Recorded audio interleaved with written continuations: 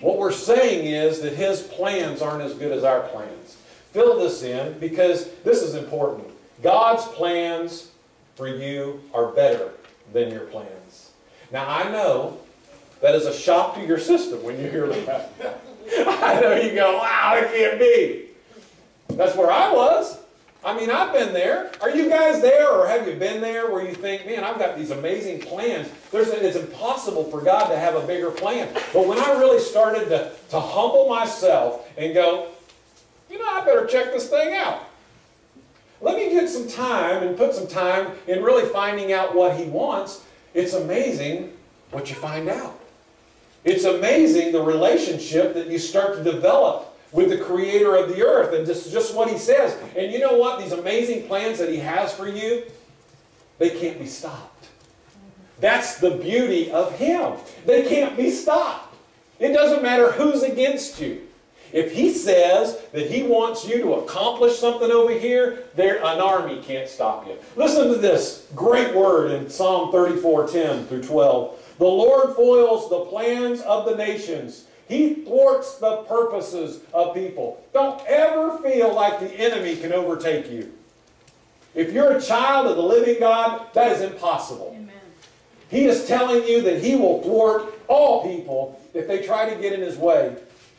But the plans of the Lord stands forever, and the purposes of His heart through all generations. Bless the nation whose God is the Lord. Yet we hear that and we get, this crazy idea that we can do better than that. And so we put the Creator of the world on the back burner. Amazing, isn't it? But we do it. We do it. But what is He saying to us? What is He saying in this passage that He wants to do? You know, there's some things here that He wants to do in our lives, because we get in a point in our life where we put Him off to a level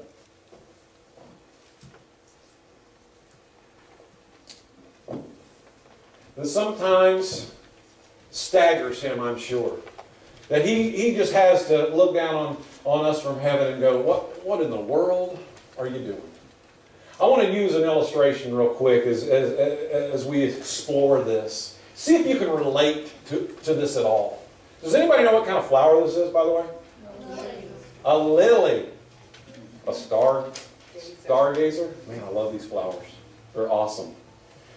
Let's look at this as a timeline of our life for a second. Let's just say, for sake of illustration, that at 17 years old you accepted Christ. Committed your life to Christ. Some of you probably did it earlier. Some of you may have done it later in life. Some of you might be here today and you haven't done it at all yet. I'm praying by the end of this service that you'll do that you'll commit your life to Him. But let's say, for the sake of illustration, that you're 17 years old and you get rescued from a life you were living into the life that God has preordained for you. And you give your life to Him, you commit your life to Him at 17. And He says to you, you can feel it in your prayers, and He's saying, oh man, I am so glad you're part of my family. I've got so much for you. I've got so many great things that I want to let you experience in your life. And you say, that's just great, God. But here I am, I'm 17 years old, and I'm glad to be part of your family. But, school, I got a lot of things going on at school. I'm about to graduate from high school. I got to do the girl thing, to be cool with the guys. I got to connect with the girls, and then, I got to do the athletics. I'm doing this and that. I'm going to make a deal with you, God. I'll tell you what, when I get to college, it's me and you. I'm going to get in your Word. I'm going to get in prayer. I'm really going to find out what you want for my life. And when I get to college, Lord, I'm going to give you my time. You get to college, you graduate, you're in college, and you feel the Lord saying to you, wow, you know what? Now's the time. I want you to grow in me. I want you to get in my Word. I want you to realize all the things that you can accomplish with me now that you're going into the next phase of your life. Give me some time. Get in my Word. Build this relationship. I just want to hang out with you. And you go, God, this is great. I really want to hang out with you, Lord. But man, college, there's some strenuous things you got to do in college.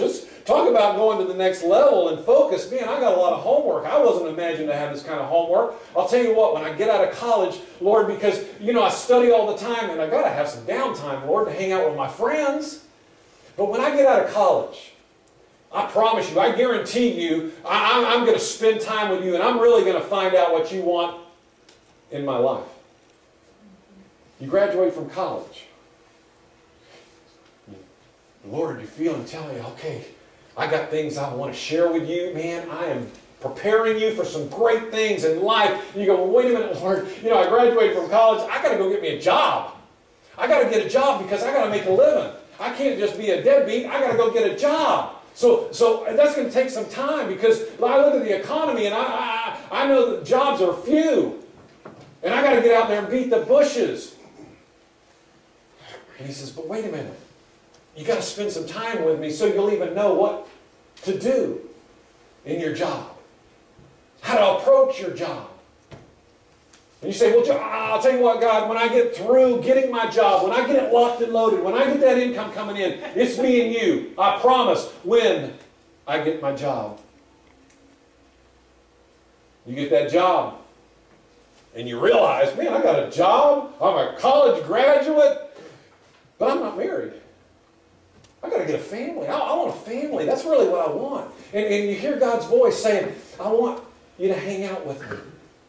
I've got some amazing things that I have planned for your life, and I want you to hang out with me and grow in me and let you accomplish all these things through the power of me. I've just got this amazing thing that I want you to accomplish in your life.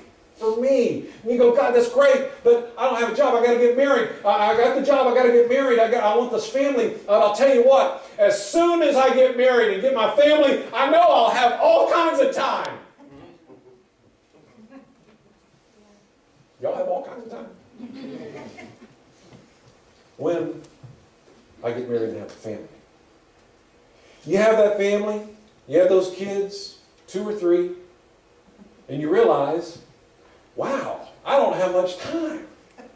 And God's saying, listen, I've got so much for your family. There's so much I want you to do. I want to feed into your entire family. I want you guys to be on the same page with me. So awesome. Don't ignore me. Get in my word. Spend time with me in prayer. And you go, God, I want to do that. I'm thankful you saved me. I really want that. But I'm busy. These kids, it takes a lot of time. But I'll tell you what, as soon as the kids are out the door and they're in college, I'm going to have all kinds of free time. And then it's me and you, Lord. I guarantee you, it's me and you as soon as the kids get out of the house and go to college. Kids get out of the house. They're in college. You hear that voice of the Lord. Spend some time with me. I want you to hang out with me.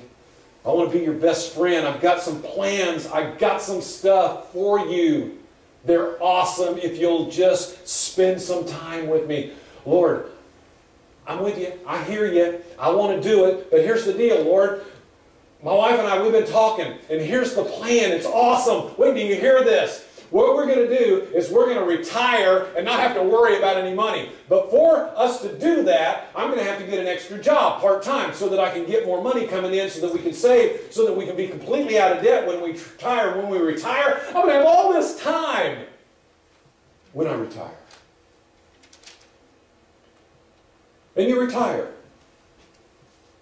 And you know what? When you retire, you hear God's voice. He's saying, I'm right here. I got some amazing things for you. You want to spend some time with me? And you know what? You get in His Word. And you start to get in His Word and you realize, wow, this is amazing. This is amazing. It's amazing what the Lord is feeding me when I'm actually spending time in His Word. Every day, and you spend a few days and a few weeks, and you're just amazed at the things that are popping out of you. And then all of a sudden you realize, what have I done? What have I've done over the last 20, 30, 40 years? My life. What I thought was a huge dream Word that it's just a minuscule thing of what He could do in my life. What would my marriage life have been like if we had been in the Word together? What would my kids' relationship with me be right now if I had been in the Word with them all the time? Feeding them as God was feeding me. What would that be like? What would my job have been like? My career? Would I even be doing the things that I've done for the past 30 years? Would that really be my job, or did He have something else in store for me that I just bypassed because I didn't get in His Word, I didn't get in prayer, I didn't build a relationship and find out what He wanted? And God is telling us, don't wait another day. He's saying, I want to hang out with you. He's saying, this is the day. This is why I came. Billy Graham said this. He said, the very purpose of Christ coming into the world was that He might offer up His life as a sacrifice for the sins of men. He came to die. This is the heart of Christmas. See, this is why He came. So that we would be filled with Him.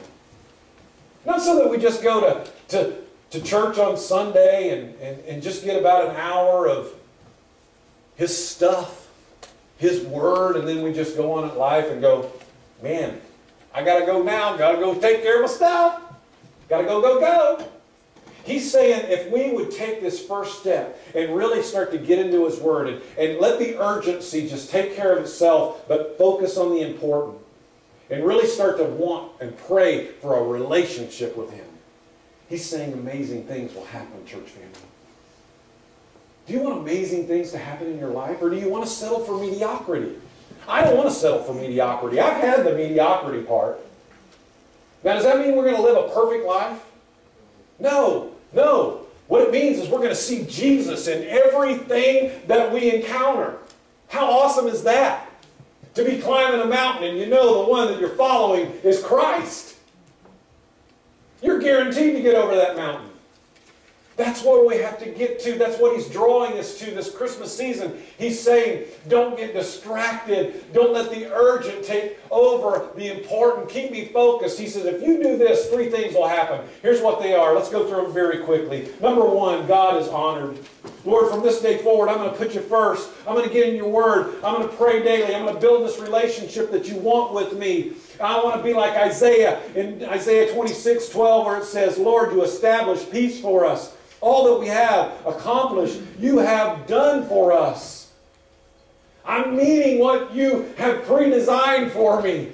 I'm accomplishing it because of you. Lord our God, other lords besides you have ruled over us, but your name alone do we honor. That's where He wants us, church family. That's where He wants us. Because see, when we start to hang out with God, and He starts to feed into our lives, and we start to seek His promises, we honor Him. And when we honor Him, look at number 2, God is pleased.